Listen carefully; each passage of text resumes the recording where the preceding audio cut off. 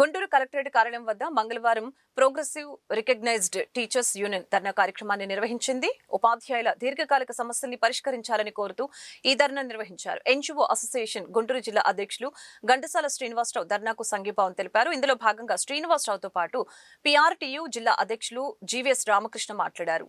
PRTU ప్రధాన కార్యదర్శి శ్రీనివాసరెడ్డి, కార్యదర్శి అంకయ్య, బాపట్ల జిల్లా అధ్యక్షులు రాంబాబు, పల్నాడు జిల్లా అధ్యక్షుడు శామ్, మోజెస్, రజాక్, వెంకటేశ్వరరావు, లక్ష్మణ్ రెడ్డి తదితరులు పాల్గొన్నారు.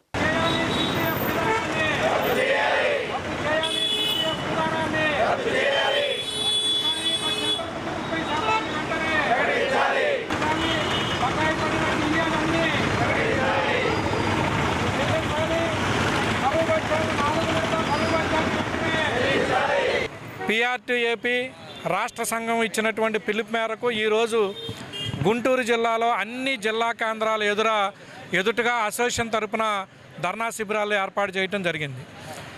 ఈ ప్రభుత్వం వచ్చి 2 సంవత్సరాలు అయిన సందర్భంగా ఈనాటికి కూడా అపష్కృతంగా ఉన్నటువంటి ఉపాధ్యాయ సమస్యల పరిష్కారం కోరుతూ ఈరోజు ఉపాధ్యాయులందరూ రోడ్డు ఎక్కాల్సినటువంటి పరిస్థితి వచ్చింది. 12వ పీఆర్సీని 1/7/2023 నుంచి అమలు చేయవలసి ఉండగా 26వ సంవత్సరం వచ్చినప్పటికి కూడా కమిషన్ నియమించకపోవటం, ఆ యొక్క సౌకర్యాలని ఉపాధ్యాయులు అందించకపోవటం, అదేవిధంగా 3 సంవత్సరాల నుంచి మధ్యంతర వృత్తిని ప్రకటించకపోవటం, సిపిఎస్ని రద్దు చేయకపోవటం, ఉపాధ్యాయులకి జేఎల్స్గా ప్రమోషన్లు ఇవ్వకపోవటం, 4 కరువు బత్యాలను విడతల వారి కరువు బత్యాలని 4 విడతల కరువు బత్య ఈనాటి వరకు కూడా మంజూరు చేయకపోవటం ఇత్యాది అటువంటి సమస్యలపైన పోరాటం చేయొచ్చు ప్రభుత్వానికి ప్రాతినిధ్యం చేసేటువంటి ఉద్దేశంతో ఈ ధర్నా శిబిరాలని రాష్ట్ర వ్యాప్తంగా ఏర్పాటు చేయడం జరిగింది. దానిలో క్రమంగా ఈరోజు గుంటూరు జిల్లా కలెక్టరేట్ ఎదురుగా గుంటూరు, పల్నాడు, బాపట్ల జిల్లా పీఆర్టీ శాఖల ఉమ్మడి గుంటూరు జిల్లా శాఖ ఈరోజు ఇక్కడ ధర్నా శిబిరాన్ని ఏర్పాటు చేశాం. మరి పీఆర్టీ ఆధ్వర్యంలో జిల్లా కేంద్రాల్లో కలెక్టర్ కార్యాలయం ఎదురుగా జిల్లా కేంద్రాల్లో జరుగుతున్న ధర్నా కార్యక్రమానికి ఏపీ జేఏసీ పక్షాన మా యొక్క సంపూర్ణ మద్దతును తెలియజేస్తూ, అలానే రాష్ట్ర ప్రభుత్వం ఏర్పడి 2 సంవత్సరాలు అయింది. ప్రతి 5 సంవత్సరాలకు ఒకసారి నియమించేటువంటి పీఆర్సీ కమిటీ విషయంలో మరి ఇప్పటికి 3 సంవత్సరాలు గడిచిపోయినా కూడా పీఆర్సీ కమిటీ వేయకపోవటం, ఈ ప్రభుత్వం వచ్చిన వెంటనే గత ప్రభుత్వం పీఆర్సీ కమిటీ పేపర్ మీద వేసేసి వెళ్ళిపోయింది. ఆ కమిషనర్ గారు రిజైన్ చేయడం జరిగింది. మరి గౌరవ ముఖ్యమంత్రి గారు బకాయిలు చెల్లించిన తర్వాత పీఆర్సీ కమిటీ నేను చూసుకుంటానని చెప్పడం జరిగింది. అయినా ఇప్పటికీ 2 సంవత్సరాల కాలం గడిచింది. మరి ప్రతి 5 సంవత్సరాలకు ఇవ్వాల్సిన పీఆర్సీ కమిటీని ఇప్పటికీ 3 సంవత్సరాలు గడిచిపోయినా కూడా కమిటీ వేయకపోవడం మరి రాష్ట్ర ప్రభుత్వ ఉద్యోగ ఉపాధ్యాయ పెన్షన్లో ఆందోళన కలిగిస్తున్నటువంటి అంశం అని చెప్పేసి సందర్భంగా తెలియజేస్తూ తక్షణమే పీఆర్సీ కమిటీని నియమించాలని చెప్పేసి, అలానే ఐఆర్ని 30% ఐఆర్ ఇవ్వాలని, అదేవిధంగా గత ప్రభుత్వం 25,000 కోట్ల రూపాయలు పెండింగ్ పెట్టిపోయినటువంటి వాస్తవమేను.